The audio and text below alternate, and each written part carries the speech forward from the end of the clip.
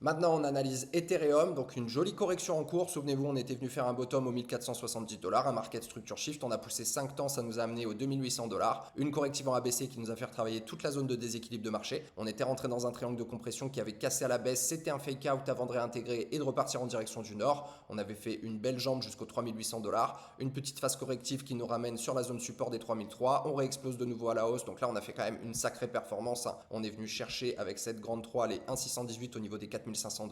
Depuis que le marché, bien évidemment, a corrigé suite à l'annonce sur le PPI, on voit justement que ça respire un petit peu sur Ethereum. On voit aussi qu'au niveau du RSI, on est sous une espèce de potentiel début de pression. On voit qu'on est en train quand même de perdre du momentum. Donc à voir si jamais on est rentré dans cette grande 4 et auquel cas, les points importants à garder en tête. Prenez votre retracement de Fibo, vous venez calculer. Donc là, des zones qui seraient intéressantes à regarder au niveau d'Ethereum. On pourrait revenir sur les 0,382 qui nous ramènerait sur la zone de résistance, de support des 3900 $.